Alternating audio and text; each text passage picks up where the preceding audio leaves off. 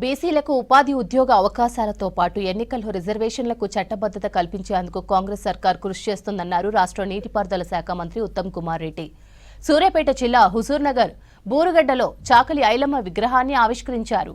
135వ జయంతి సందర్భంగా ఐలమ్మకు నివాళులర్పించారు మంత్రి ఉత్తమ్ కుమార్ రెడ్డి. చాకలి ఐలమ్మ చరిత్రను భవిష్యత్ తరాలకు తెలిపేలా ప్రణాళిక రెడీ చేస్తున్నామన్నారు. వెనుకబడ్డ తరగతుల పక్షాన నిలబడే సామాజిక న్యాయం కోరే పార్టీ. మా మూల సిద్ధాంతాల్లో సోషల్ జస్టిస్, సామాజిక న్యాయం, ఇంక్లూజివ్ గ్రోత్. మా అధినాయకుడు కాబోయే ప్రధాని రాహుల్ గాంధీ గారి నుంచి మా వరకు సామాజిక న్యాయం నమ్మే రాజకీయ పార్టీ మాది. మీలో చాలా మంది తెలియకపోయిండొచ్చు, గతంలో బీసీలకి రిజర్వేషన్స్ పెంచాలని కాంగ్రెస్ పార్టీ ఎప్పుడు ఆలోచన చేసినా బీసీ కులగణనలో బీసీ సంఖ్య మరి లెక్క చేసే పద్ధతి లేకుండే.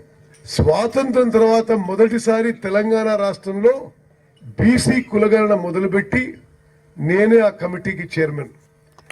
రాష్ట్రంలో 3,70,00,000 మందిని మరి ఇంటింటికి పోయి లెక్కబెట్టి మరి తెలంగాణలో బీసీల జనాభా పర్సంటేజు 56% అని తేల్చి, ఆ తర్వాత మా మేనిఫెస్టోలో బీసీలకి ఇప్పుడు ఉండే 27% నుంచి పెంచి స్థానిక సంస్థల్లో 42% ఇస్తామని ఇచ్చే హామీ మేరకు ఇప్పుడు ముందుకు పోతున్నాము.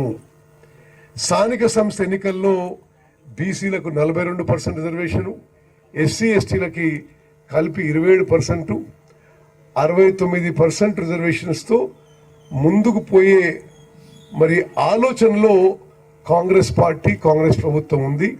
మరి ఈ వారం రోజుల్లో విషయం కూడా పూర్తిగా మరి ఒక కొలిక్కి వస్తుందని చెప్పి నేను భావిస్తున్నాను.